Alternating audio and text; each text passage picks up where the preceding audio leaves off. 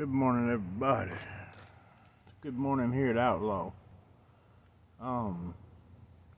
First, I apologize for not making a video yesterday or working on the truck at all. My grandbabies, my daughter have a genetic terminal disorder. It's under control right now, but we had to go to LSU Shreveport to have some blood work done and a checkup.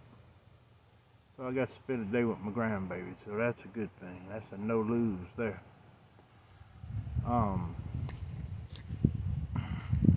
Second, I haven't heard from my boy Mouse down Sarasota, Florida area, and since Hurricane Ian hit, or Ian, whatever its name is, has hit, and I'm worried about him. I saw pictures of the area, and I just want y'all to keep him in y'all's prayers and hope that his whole family is safe and that they'll be all right, and he'll be back to making content here soon. Now, we're about to pick up where we left off, clean out the inside, wipe down the metal, and hopefully get down to putting down some sound deadening today. I forgot to take out the headliner, so that's going to be one of the first things to do. And I'll try and film some content as I go and let y'all watch me see it. And let y'all watch. Bye. I'll talk to y'all in a little bit.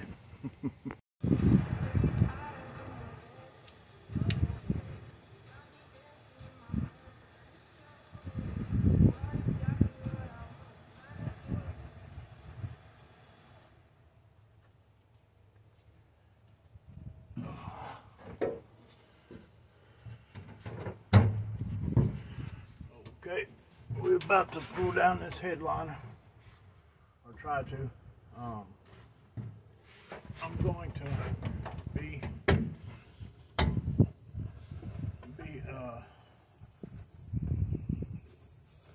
fixing it where it's problem, and I'm gonna learn something for sure.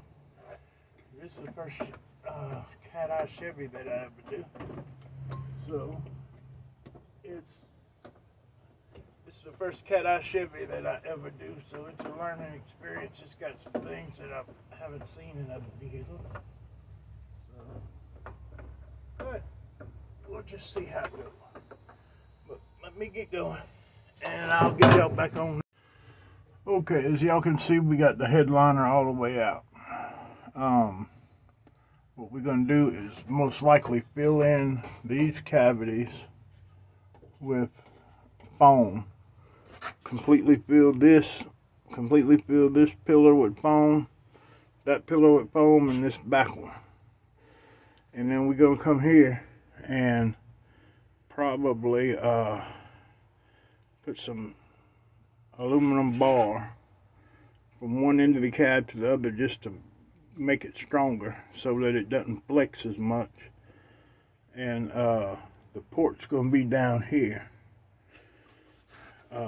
For the fourth order, it's going to be in the bed. Now, the person that had, y'all don't do this, just get a grinder, a hacksaw, something, cut this bolt off. Whoever had it before me, had the truck before me, just bend it over. You can see where they bent it right there. And it worked for them for a little while, but now you can see daylight around the bolt and it's rusting out. So I'm going to have to cut this out. And I will probably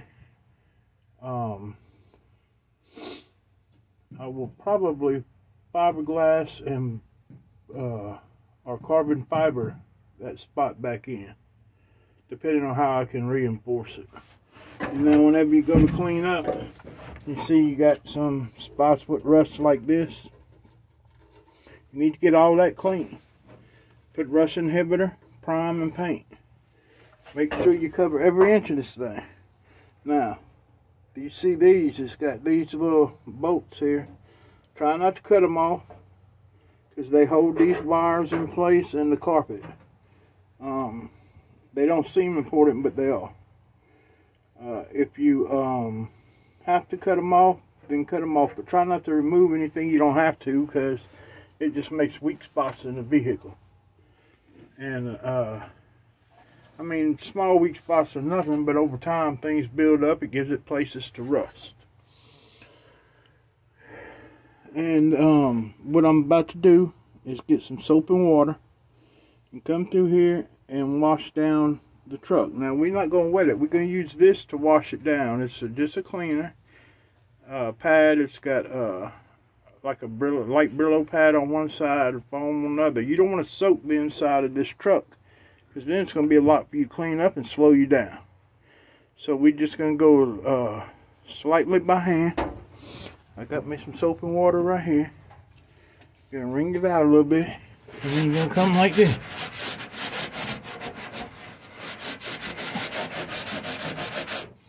Get a little bit more, a little bit wetter. Okay. And then we have a towel that we get it out with. Then we're going to come with just water and rinse it all down when we're done. But we're going to start up here.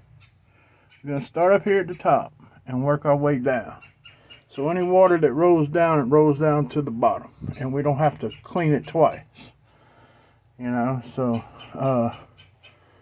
think smarter, not harder. Work smarter, not harder. Alright, I'll be back after I get some cleaning done. Alright, sorry it's been a couple of days since I've recorded anything. I had a picture in my eye. The sunlight was killing me. It's still killing me, but I just can't put it off no more. I'm gonna get through dusting, cleaning everything, getting it ready to start putting the sound deadener in.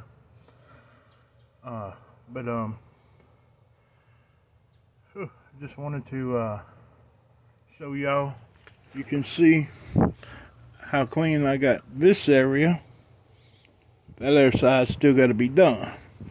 I'm gonna show y'all some stuff here in a second that'll help you with your build, especially if you have an older truck. I'm gonna show you something here in a second that'll help you with your build, especially if you have an older truck. Just little things you can do over that take you just a few minutes that'll keep you from having to go back into it and save you a lot of trouble in the long run. So let me flip this camera around and we'll get y'all, and I'll show you what I'm talking about. Okay, this is one of the things I was talking about. See how we got rust in here? That's from rain and people spilling drinks and stuff. We're going to undo these 4 bolts. There's 4 bolts along there. Take that out. Buff it out with a buffing wheel. Buff every place we find rust. Everywhere. Put rust inhibitor, prime it, and paint it. And it's only going to take a little bit of time. But it'll keep you from having to go back in here a couple of years from now and have to cut this out and weld it back in, and if you don't have a welder, have to pay someone to do it. This door here, y'all can see how good and clean the outside is. I still got to do the inside, but you can look at this door and see I haven't got it yet, and I hadn't cleaned this side of the floor yet. With I'm using Dawn dishwashing liquid and soap right now, rinsing it with water. Like that, it'll get any grease and oil off, all the dirt off, and then I will come back with rubbing alcohol and then start putting the sound deadener. So, but just by doing little things like this and any other little things you see along the way, you can fix those for free or for real cheap at this point. Where if you wait, it could cost you thousands of dollars. You know, so I know that don't have nothing to really do with building a car stereo, but it does, because it's going to save you problems in the long run. Like this right here, I found I got a loose lever here. So I'm going to take all this motor out, put sound dampening between there and here, so that there's no chance of it rattling. Every wire is going to be wrapped with Tessa tape. All of these are going to be wrapped with Tessa tape up to a short distance from each clip. And thick Tessa tape, so that there's nothing that can rattle. Any place you got two materials that come together that even have the slightest chance of making noise like behind this. I'm going to test the tape behind that or sound deaden it. Not sure what I'm going to do yet. Like whenever I put it back together along these, I'm going to put a strip of sound deadening. Put a strip of sound deadening right here. Put sound deadening on every surface where two materials come together. And it's going to make your dash tighter and vibrate less, so you have to spend less maintenance on the truck all the way around. So we're going to talk about some more as we go on. Now let me get busy and I'll bring y'all back on in a minute. And where you don't have to do it again. But I do a lot of it like I did back then.